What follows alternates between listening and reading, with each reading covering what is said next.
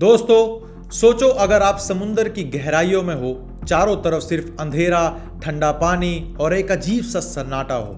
आपके आसपास बस एक ही चीज हो, वो हो मौत का साया।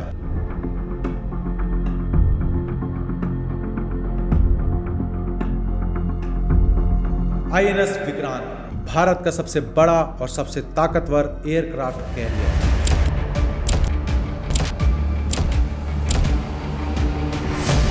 ये कहानी सिर्फ एक सबमरीन के डूबने की नहीं, ये एक मास्टर स्ट्रोक है।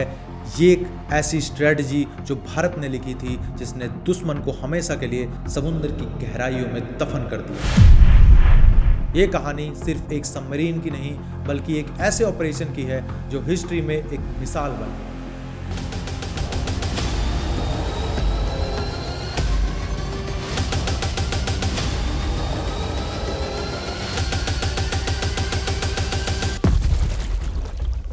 दोस्तों सोचो अगर आप समुद्र की गहराइयों में हो, चारों तरफ सिर्फ अंधेरा, ठंडा पानी और एक अजीब सा सन्नाटा हो।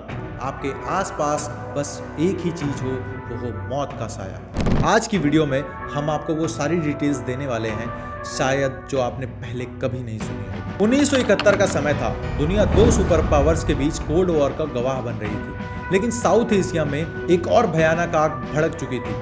भारत और पाकिस्तान के बीच तनाव अपनी चरम सीमा पर था। ईस्ट पाकिस्तान, जो आज का बांग्लादेश है, उसमें बगावत अपने शिखर पर थी। पाकिस्तानी फौज ईस्ट पाकिस्तान के लोगों पर अत्याचार कर रही थी और भारत को ये मंजूर नहीं था। हर तरफ जंग के बादल मंडरा रहे थे, लेकिन पाकिस्तान के लिए असली डर सिर्फ एक चीज का था, आईएनएस विक्रांत, भारत का सबसे बड़ा और सबसे ताकतवर एयरक्राफ्ट कैरियर। ये एक ऐसा युद्ध का जहाज था जो अगर समुंदर में रहता तो पाकिस्तानी सेना के लिए मौत का फरिश्ता बन सकता था। पर पाकिस्तान ने एक शातिर चाल चली, एक डेडली और सीक्रेट मिशन ऑर्गेनाइज किया। इस सीक्रेट मिशन के लिए पाकिस्तान ने भेजी अपनी सबसे डेडली और ताकतवर सबमरीन, जिसका नाम था पीएनएस गाजी। ये कोई आम सबमरीन नहीं थी, बल्कि उस वक्त की दुनिया की सबसे एडवांस और सबसे खतरनाक सबमरीन में से एक थी। ये उसे अमेरिका ने तोहफे में दिया था। पीएनएस गाजी में न्यूक्लियर तो नहीं था, पर फिर भी इसमें तबाही मचाने की पूरी ताकत थी। ये एक ऐसी मौत का सफर थी जो सिर्फ एक ही मिशन को लेकर निकली थी, भारत के आईएनएस विक्रांत को समुद्र की गहराइयों में दफन करना। पर सवाल ये उठता था कि क्या पाकिस्तान अपने इस मिशन में सफल हो पाया? ये कहानी सिर्फ एक सबमरीन की नहीं, बल्कि एक ऐसे ऑपरेशन की है जो हिस्ट्री में एक मिसाल बन गई।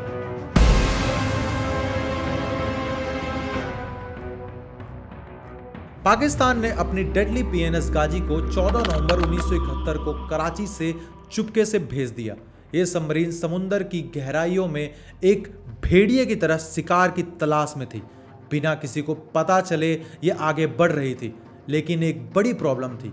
पाकिस्तान को बिल्कुल भी अंदाजा नहीं था कि भारत की इंटेलिजेंस एजेंसीज और नेवी पहले से उसकी चाल को समझ चुकी थी। हाँ, भारत जानता था कि पाकिस्तान एक डेडली मूव करने वाला है। इंडियन नेवी के सीक्रेट इंटेलिजेंस नेटवर्क ने इस मिशन की हर एक डिटेल को पहले से पकड़ लिया था। एक तरफ पीएनएस गाजी जो छुपकर शिकार करने आई थी, और दूसरी तरफ थी भारत की नेवी जो इस डेडली शतरंज की हर एक चाल को सूझबूझ से चल रही थी। तो क्या होने वाला था, ये इंटरेस्टिंग है, बताता हूं आपको।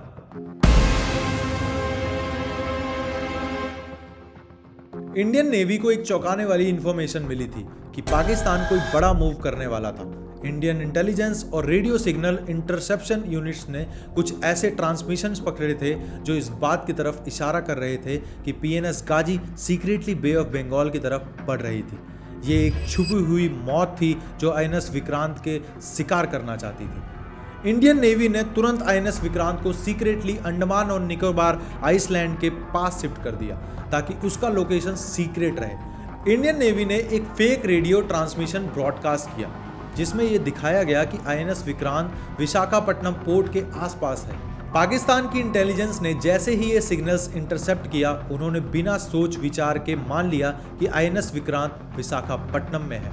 उन्हें लगा कि अब उनका मिशन और भी आसान हो गया है, लेकिन उन्हें क्या पता था कि ये सिर्फ एक धोखा है, एक ऐसा जाल जिसमें जाते ही गाजी के लिए वापस आना नामुमकिन हो जाएगा। पीएनएस गाजी ने बिना देरी किए फेक रेडियो सिग्नल्स को ट्रैक किया और विशाखापट्टनम की तरफ तेजी से बढ़ने लगा।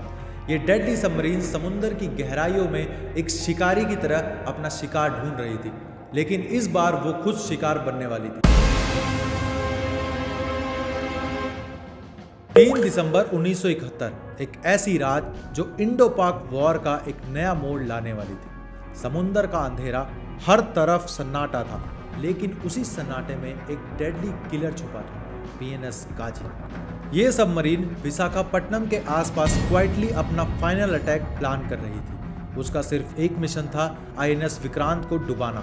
रात के अंधेरे में आईएनएस राजपूत अपनी पेट्रोलिंग मिशन पर था। सब कुछ नॉर्मल लग रहा था, लेकिन अचानक ही सोनार ऑपरेटर ने एक अनजान सिग्नल डिटेक्ट किया जो समुद्र की गहराइयों में से आ रहा था।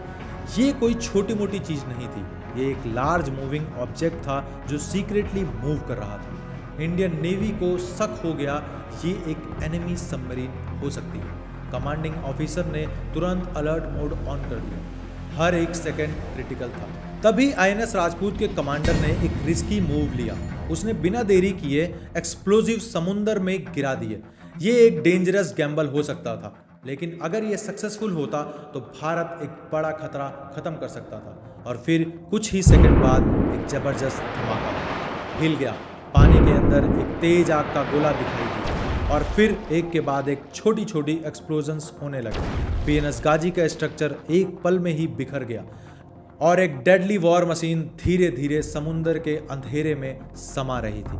पीएनएस गाजी का क्रू बच नहीं सका। सब कुछ सिर्फ कुछ ही मिनट में खत्म हो गया। पाकिस्तान को ये कभी नहीं लगा कि भारत इस तरह उसका सबसे डेडली सीक्रेट मिशन खराब कर देगा। पीएनएस गाजी का डूबना इंडो पाक वॉर का एक बड़ा टर्निंग पॉइंट बना और भारत ने यही दिखाया कि चाहे दुश्मन कितना भी शातिर हो, हम हमेशा एक कदम आगे रहेंगे। लेकिन ये सिर्फ एक चैप्टर था। उसके बाद जो वॉर आगे बढ़ी उसमें पूरा सिनेरियो बदल दिया।